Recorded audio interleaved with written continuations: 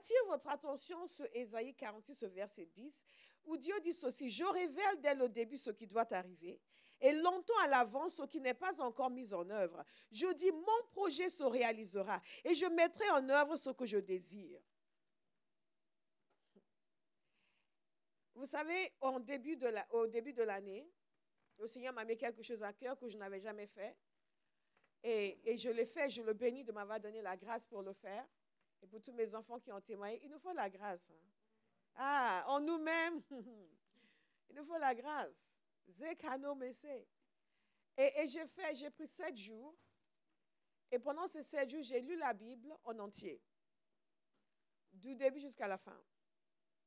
Il se passe quelque chose quand vous faites ce genre de choses. C'est que vous recevez en concentré la parole de Dieu. Et vous avez des rencontres avec Dieu incessantes, toutes les heures. Une autre révélation de Dieu dans sa parole. Et j'ai l'habitude de dire, et les gens de Abaras m'ont souvent entendu dire, que Dieu parle comme s'il était Dieu. Comme s'il était capable de tout faire. Vous lisez la Bible, Dieu dit oui, je ferai, je ferai, je ferai. Je suis, je dis, ah, tu feras. Nous avons l'habitude d'assortir nos paroles de conditions. Vous suivez? S'il ne pleut pas demain, nous irons à la fête. N'est-ce pas? Si je me sens bien, j'irai à la veillée. Mais Dieu ne dit jamais si je me sens bien. Il ne dit jamais s'il ne pleut pas. Il dit je ferai. Je décide. J'appelle. J'accomplis. Dans votre vie, Dieu va accomplir. Amen. Alléluia. J'accomplis, j'appelle, j'opère, j'exécute. Je connais la fin depuis le commencement et je sais ce que je vais faire. Dieu a des projets que j'appelle des projets cosmiques. Des choses qui relèvent de l'éternité, de son plan général pour l'humanité, pour la planète, pour l'existence. Et quand il parle, il dit ceci, je révèle dès le début ce qui doit arriver et longtemps à l'avance ce qui n'est pas encore mis en œuvre. Et Dieu a révélé déjà ce qui doit arriver. Nous avons le livre d'Apocalypse, nous savons ce qui va se passer à la fin des temps. Nous le savons. Et ça ne va pas changer, ça va se passer. Ce sont les plans cosmiques de Dieu. Ça va se passer. C'est immuable. Satan sera jeté dans les temps de feu et de soufre. Il n'y a pas d'échappatoire. Il ne pourra pas se repentir. Il ne pourra pas être sauvé. Rien ne va changer. Tout ce que vous voyez, que Dieu a décrit d'avant, je vais faire ça, ça va s'accomplir. Et quand nous parlons de destinée, nous parlons du plan que Dieu a préparé d'avance pour un peuple, pour une population, pour une génération, pour une nation et pour un individu. Et nous voyons que les plans de Dieu sont de différents types. Nous voyons ces plans cosmiques qui vont se réaliser. Mais il n'y a pas l'ombre d'un doute.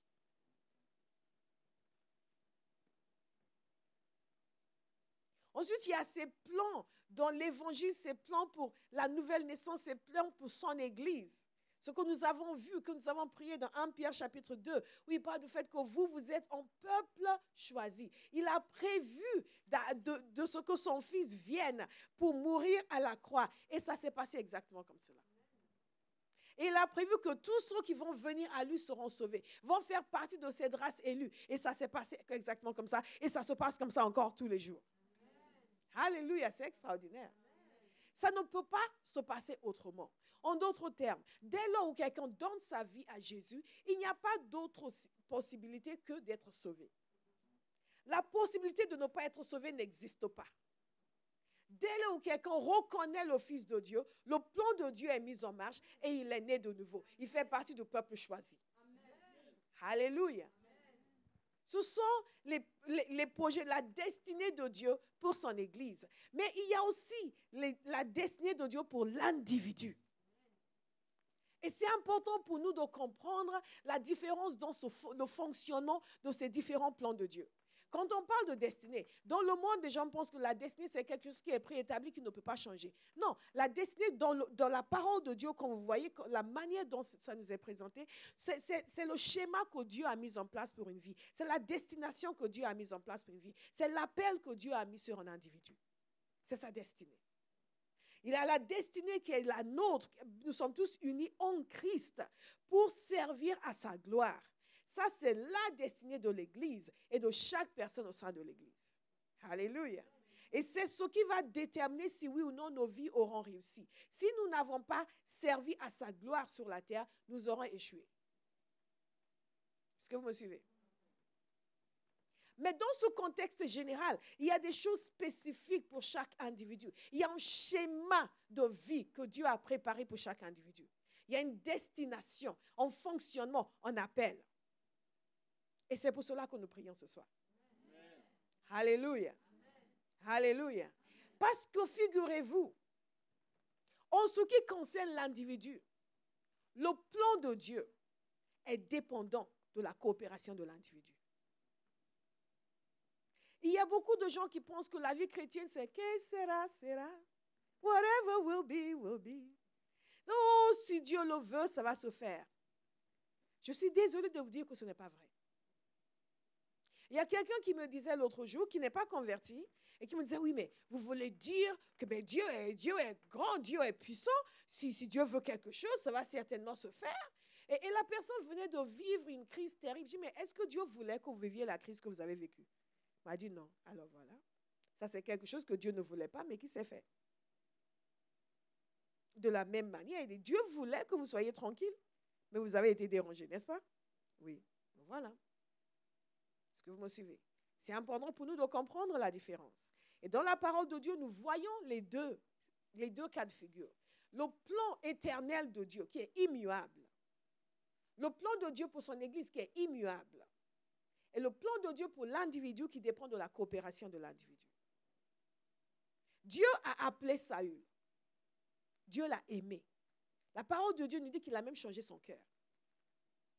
Mais sur le chemin, il s'est passé quelque chose. Et il est passé à côté de sa destinée. C'est la raison pour laquelle nous n'attendons pas que les choses se produisent. Nous déclenchons les choses. Quelqu'un n'a pas compris. Je veux que quelqu'un soit réveillé ce soir pour saisir et pour sortir d'ici avec une détermination. Une détermination absolue. Que ce que Dieu a défini me concernant, le schéma qu'il a préparé me concernant, va s'accomplir. Et que tous les chemins autres qui sont venus dans ma vie vont disparaître. Amen. Ce que je n'ai pas saisi jusque-là, je vais le saisir. Et non seulement nous allons encore prier ce soir, mais vous allez continuer et entrer dans une dimension de prière comme jamais auparavant. Amen. Je veux que quelqu'un comprenne qu'il y a prière et il y a prière. Amen. Il y a prière et il y a prière. Et il y a des dimensions. Moi, je choisis une autre dimension. Est-ce qu'il y a quelqu'un ce soir qui choisit une autre dimension? Amen. Je choisis une autre dimension. Et vous n'êtes pas ici par hasard. C'est parce que Dieu a décidé que vous allez entrer dans une autre dimension. Amen. Au nom de Jésus. Au nom de Jésus. Donc, quand nous parlons de destinée, nous parlons de ce que Dieu a préparé pour chacun, le schéma, le projet, le plan, la destination. Et pourquoi c'est important? C'est important parce que si nous ne suivons pas la destinée que Dieu a pour nous, nous aurions vécu pour rien. Et nous nous aurions gâché l'existence. Vous comprenez, quand Jésus est apparu à l'apôtre Paul, et il lui a expliqué que sa résistance était inutile et allait même lui compliquer la vie. Je vais vous le dire comment il le lui a dit. Parce que beaucoup d'entre nous, nous sommes comme lui. Nous avons donné nos vies au Seigneur, mais nous faisons de la résistance. Nous faisons de la résistance dans notre manière de fonctionner, dans notre manière de vivre. Nous faisons de la résistance. Alléluia.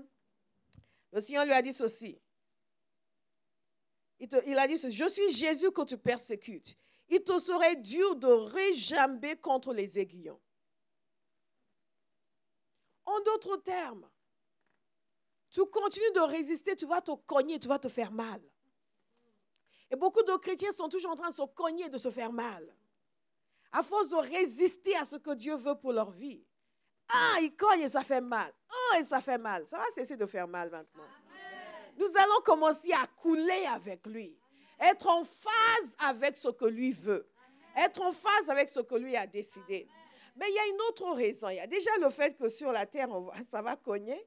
Mais il y a aussi une autre raison. C'est qu'un jour, nous allons nous tenir devant Dieu et rendre compte pour ce que nous avons fait sur la terre. Et ça, c'est quelque chose que beaucoup de chrétiens ont oublié.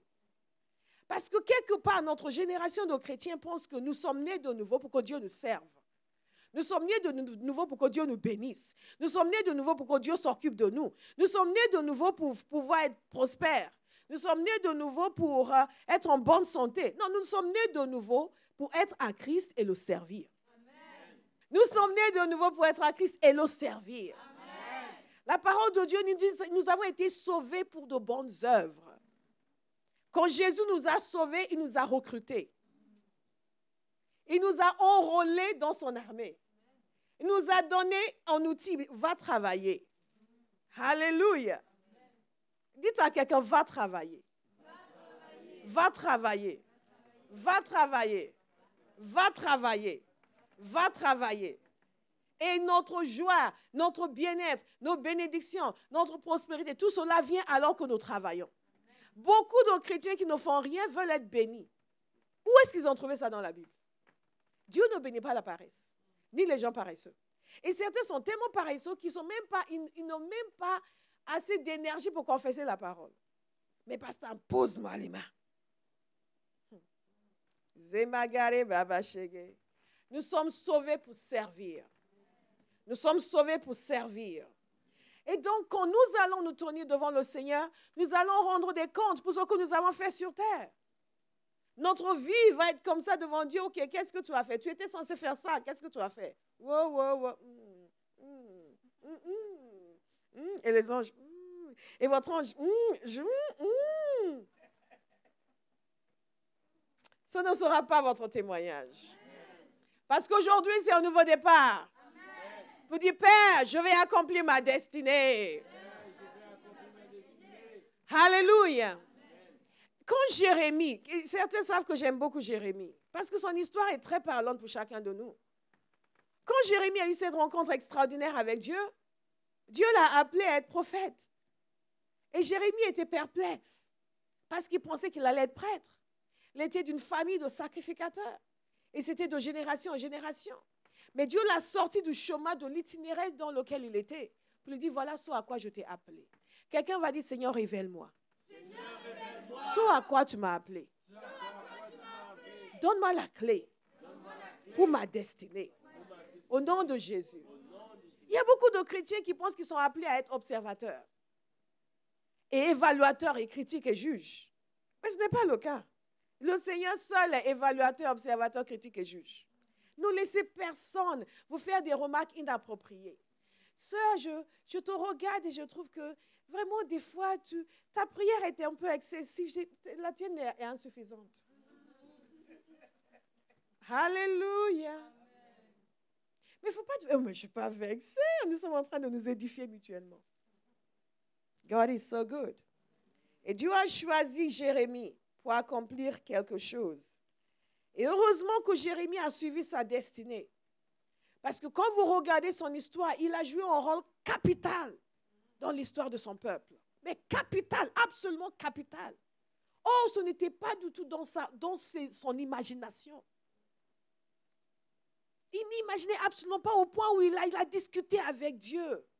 Il a argumenté avec Dieu. Il ne s'y voyait pas du tout. Quelqu'un va être délivré de sa vision de lui-même. Et va adopter la vision de Dieu. Amen. Au nom de Jésus. Amen. Plus encore, vous allez être délivré de la vision que les autres ont de vous. Amen. Et vous allez adopter la vision de Dieu. Amen. Au nom de Jésus. Amen. Au nom de Jésus. Amen. Les gens pensent beaucoup de choses sur vous. Oh, ce n'est pas eux qui vous ont fait. Celui qui vous a fait, c'est lui qui sait. Alléluia. Je choisis de suivre Dieu. Je choisis d'accomplir ma destinée. Au nom de Jésus. Apocalypse 20, 12 nous dit ceci, je vis les morts, les grands et les petits, debout devant le trône. Des livres furent ouverts. Un autre livre fut aussi ouvert, le livre de vie. Les morts furent jugés conformément à leurs œuvres, d'après ce qui était écrit dans ces livres. Zemare Gade, comment est-ce que je saisis ma destinée prophétique? D'abord, je dois la connaître. Alléluia. Je dois la connaître. Je dois connaître ce qui est la destinée de chaque enfant de Dieu. Mon identité en Christ. Et nous allons parler à un autre moment de mon identité. Mais aussi le travail que Dieu a donné à chaque enfant de Dieu. Il y a des gens qui pensent qu'aller faire des nations des disciples, c'est un travail que Dieu a donné au pasteur. Non. C'est un travail que Dieu a donné à son Église. Je dois intégrer d'abord cela. Et ensuite, on passe à l'étape suivante. L'étape suivante, c'est quelle est la chose spécifique qui est sur ma vie? Et comment Dieu veut l'utiliser? Alléluia. Il y a une servante de Dieu, Jane Hammond, qui disait comment c'est quelqu'un c'est une prophétesse. Et elle disait que quand elle était adolescente, elle avait des projets comme tout le monde. Elle avait prévu d'aller à la fac et de faire ses études, ensuite de finir ça. Et elle avait beaucoup de projets. Et un jour, le Seigneur nous a parlé. Claire. Elle lui a montré que ses projets étaient erronés. Ah. Et il lui a dit exactement ce qu'elle allait faire. Et c'est ce qu'elle a fait. Qu'elle allait se marier jeune. Ça fait, oh, pourquoi elle ne m'a pas dit ça? Elle allait se... Je vous vois déjà. Je dis, mais quoi avec Seigneur? Chacun a sa destinée. Il a dit qu'elle allait se marier jeune, elle allait rencontrer quelqu'un, elle allait se marier, les deux allaient commencer le ministère. Et c'est exactement ce qui s'est passé. Maintenant, imaginez si elle n'avait pas entendu la voix de Dieu. Elle serait allée dans une autre direction. Dans une toute autre direction. Nous avons besoin de savoir, ce n'est pas parce que c'est logique, c'est bon, parce que c'est logique d'aller faire des études. Heureusement qu'il ne m'avait pas demandé. J'ai dit, non, va faire tes études, va faire tes études. Et maintenant, je ne sais pas, une trentaine d'années après, quelle grâce d'avoir entendu la voix de Dieu et la direction du Saint-Esprit. Nous allons entendre et nous allons suivre. Amen. Nous allons entendre et nous allons suivre. Amen. Nous allons entendre et nous allons suivre. Donc c'est capital pour nous. Je veux que nous lisions ensemble. Regardez avec moi dans Exode. Exode chapitre 33. Nous allons examiner deux prières ce matin. La prière de Moïse et la prière de Jacob. En fait, non, plus que deux prières. Mais principalement deux. Moïse et Jacob. Parce que ce sont des prières de destinée. Ce sont des prières de destinée. Et quelqu'un pourrait dire, mais si Dieu le veut, je pense qu'elle va déjà expliquer ça, mais pourquoi prier? Parce que notre prière va déterminer ce que nous recevons. Parce que la volonté de Dieu sur la terre est exécutée avec la participation de l'homme. Pourquoi encore? Parce que la volonté de Dieu doit être imposée face aux ennemis de l'homme. Alléluia. Des ennemis naturels et des ennemis spirituels.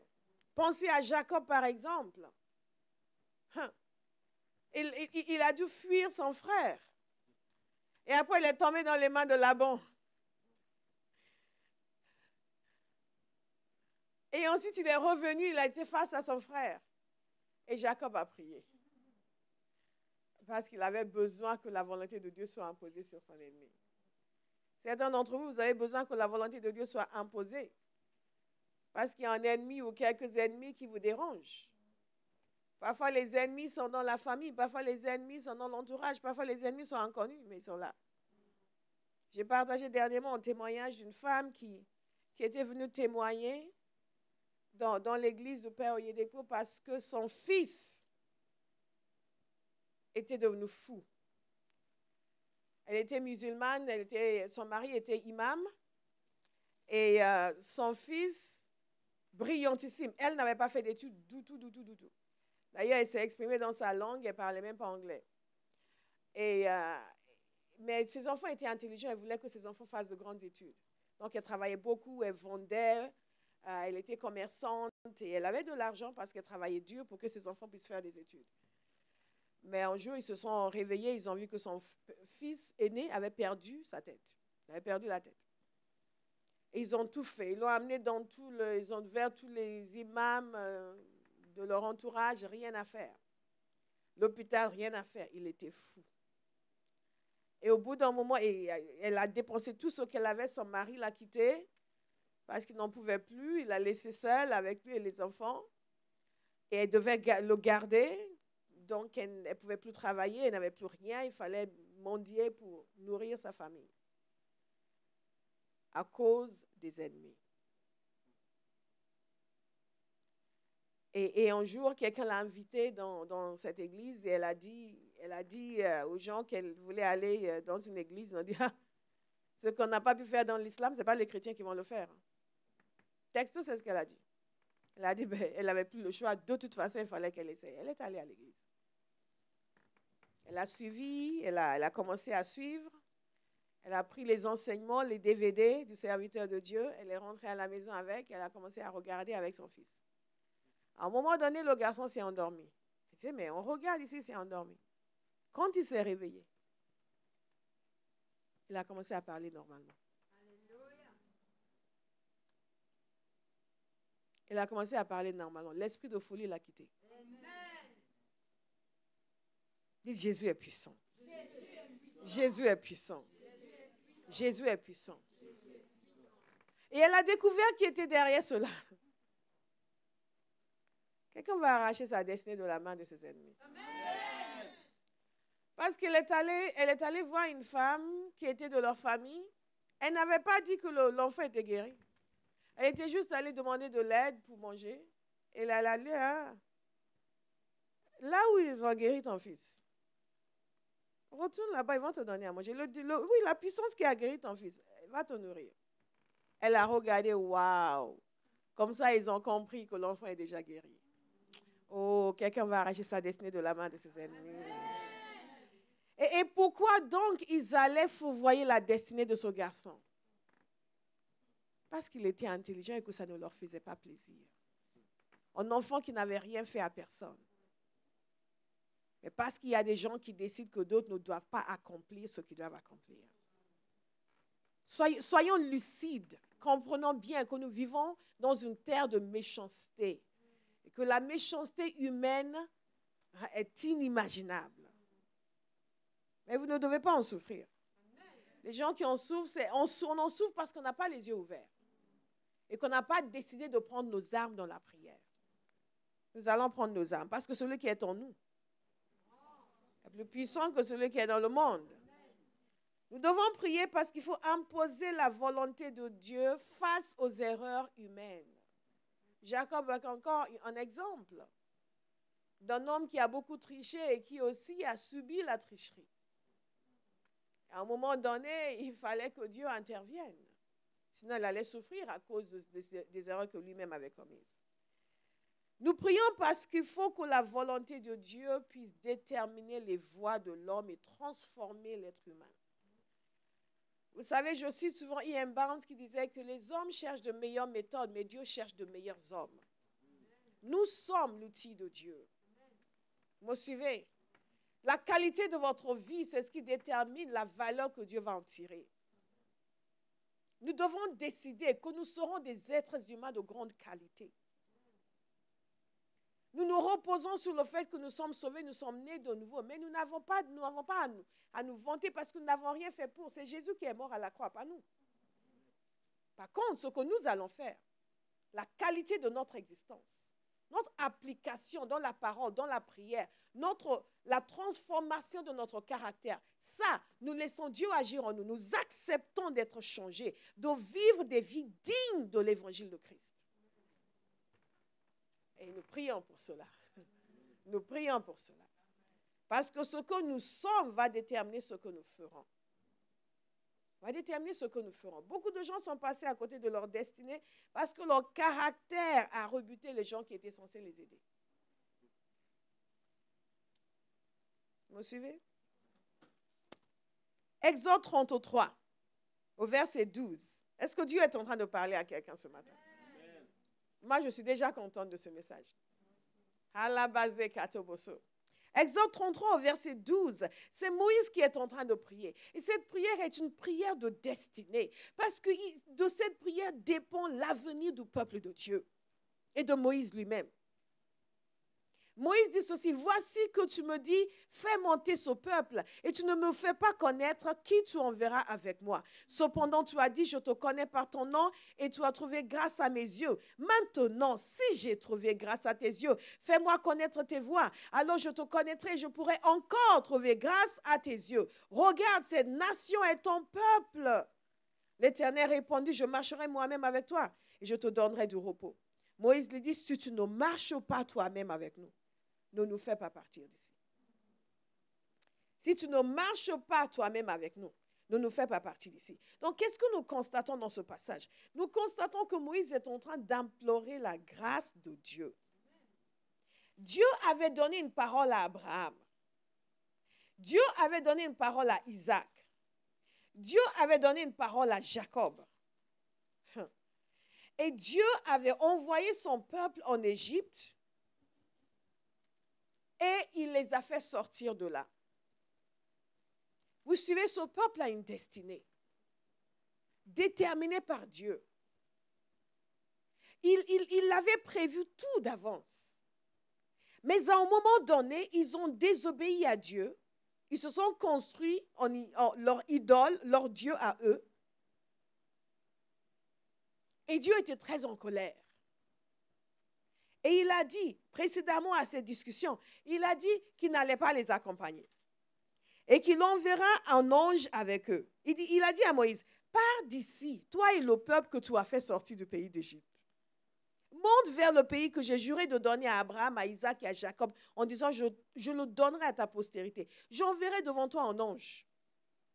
Et je chasserai les Cananéens, les Amoréens, les Hésiens, les Phérésiens, les Éviciens et les Jébusiens. Monte vers ce pays où coule le lait et le miel. Mais je ne monterai point au milieu de vous, de peur que je ne te consume en chemin, car tu es un peuple couraide. Vous comprenez le cadre de l'intercession et de cette prière de destinée que Moïse est en train de faire. Dieu avait décidé, j'ai donné ma parole à Abraham, j'ai donné ma parole à Isaac, j'ai donné ma parole à Jacob, donc je vais l'accomplir. Vous irez dans ce pays où coule le lait et le miel. Je vais chasser ces gens-là devant vous, mais je ne vais pas avec vous. J'envoie un ange pour vous accompagner parce que vous me fatiguez. Et je risque de vous tuer sur le chemin.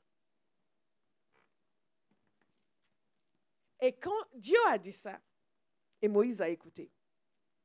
Et Moïse après est revenu pour dire, Seigneur, tu ne m'as pas dit qui tu enverras avec nous. Vous entendez bien, le Seigneur a bien dit, j'enverrai un ange avec vous. Et Moïse revient très, comment dire, diplomate. Il dit, ah Seigneur, tu as dit que tu vas nous amener là, mais tu ne nous as pas dit. Tu ne me fais pas connaître qui tu enverras avec moi. Et après, il implore la faveur de Dieu. Il lui rappelle, Seigneur, mais tu as dit que j'ai trouvé grâce à tes yeux. Vous trouverez grâce à ses yeux. Amen. Tu as dit que j'ai trouvé grâce à tes yeux. Fais-moi connaître tes voies. Ensuite, il dit, Seigneur, cette nation est ton peuple. Dieu venait de lui dire, toi, tu les as fait sortir d'Égypte. Moïse revient et dit, non, mais non, Seigneur, c'est ton peuple. C'est ton peuple. C'est ton peuple. C'est une façon de dire, Seigneur, non.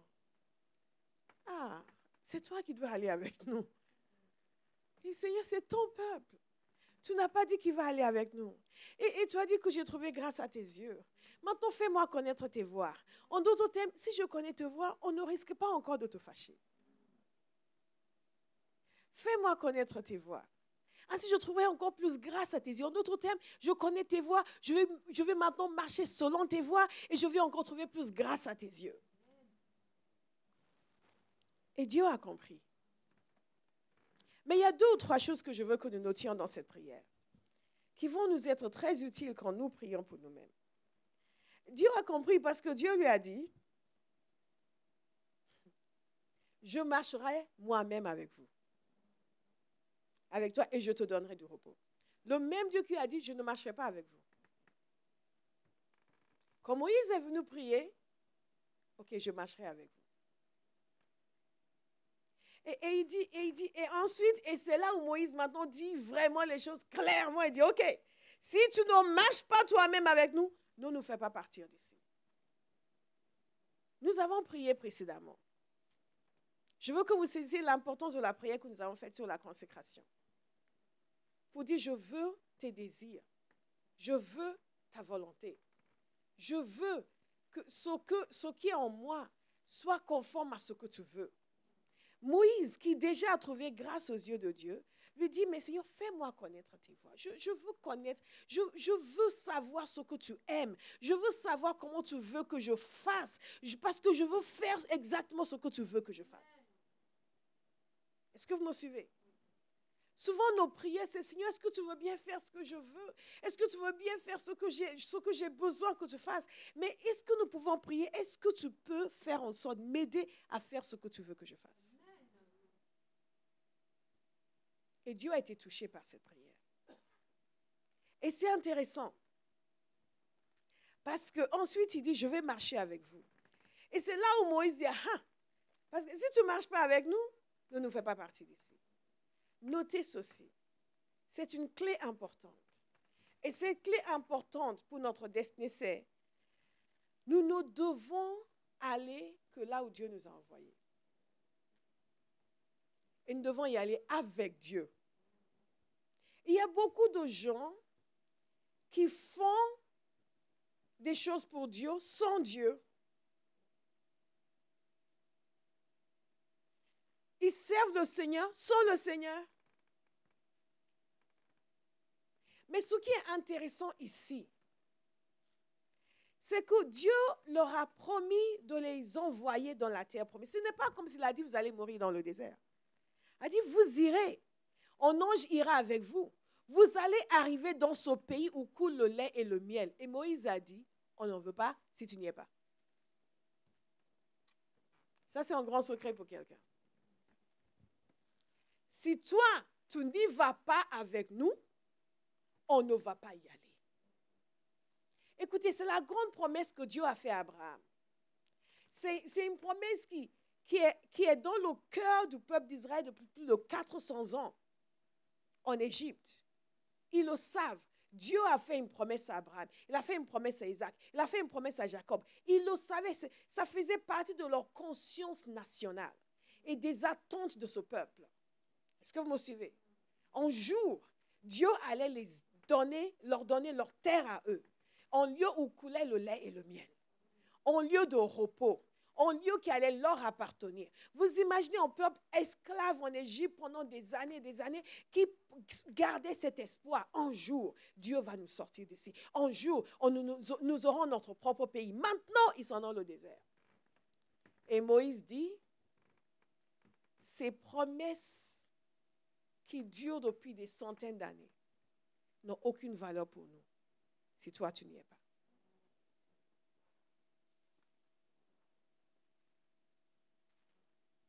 Parce que la seule chose qui compte pour nous, ce n'est pas d'accomplir ceci, d'accomplir cela, d'obtenir ça, de faire ci et de réussir ça. C'est que toi, tu sois avec nous.